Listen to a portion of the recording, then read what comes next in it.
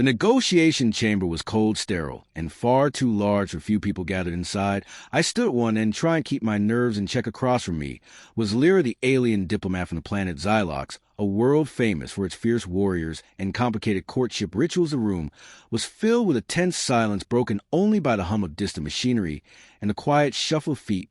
The stakes were high. This deal could mean the difference between war and peace, and I knew every word counted. Lyra was stunning even by alien standards. Her skin shimmered faintly with a blue iridescence, and her eyes glowed softly like twin stars. Her long, flowing dress was made from a fabric that seemed to ripple and change color with her movements. But what caught my attention most were the delicate patterns painted in silver across her arms and shoulders, symbols I knew were part of her people's ancient courtship rites. I had studied them in my briefing, but I had not expected the weight they carried in person. As the talks began, I did my best to focus on the trade, terms of resource exchanges, and territorial boundaries, but Lyra's gaze kept flickering toward me, and I felt the unmistakable heat of a challenge. Her people believed in ritual and in respect, and the courtship was more than just a custom. It was a sacred dance of power and consent. I made the mistake of ignoring it halfway through the negotiation. Lyra suddenly stood up. Her movements were fluid, like water shifting.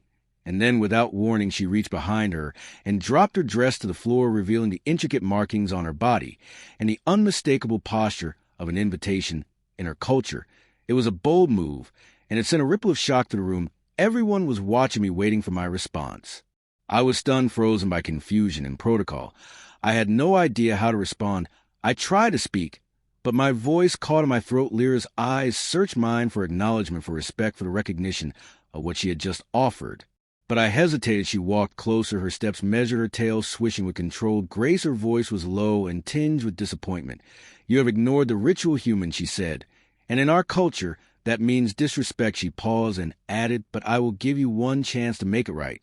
The room held its breath. I realized, and this was more than a negotiation. It was a test of understanding and trust. If I failed this moment, everything would collapse. I took a deep breath and carefully reached out to touch the symbols on her arm, acknowledging the courtship ritual. With a gentle bow, my fingers traced the silver, paint the warmth of her skin, surprising me, and the tension between us shifted. Lyra smiled faintly and returned to her seat. The talks resumed with a new energy. A fragile respect had formed between us, and by the time we finished the deal, it felt like more than just an agreement. It felt like the beginning of something neither of us expected.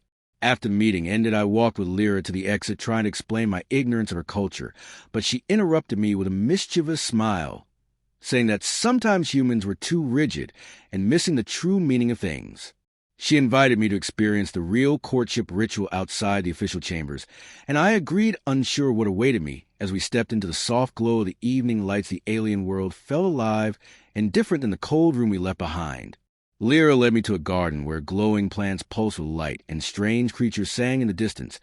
She explained that her people believed in balancing giving and taking in respect and passion, and that the ritual was meant to build a bridge between two souls, not just a formality.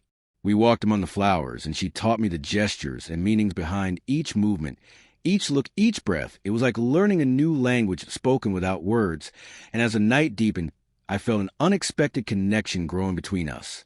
At one point, she stopped and faced me fully, her eyes locked on mine, and she reached out her hand in invitation.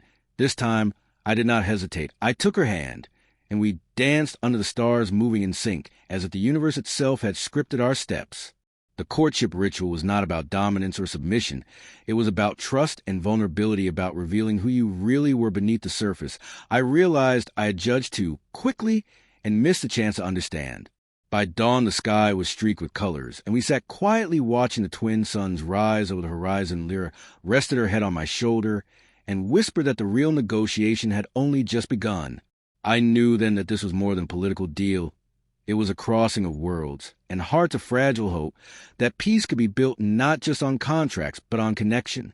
From that day forward, Lyra and I met often, both in council chambers and in quiet places away from the eyes of others. We learned each other's cultures and fears and dreams, and slowly the bond grew stronger than any treaty could enforce.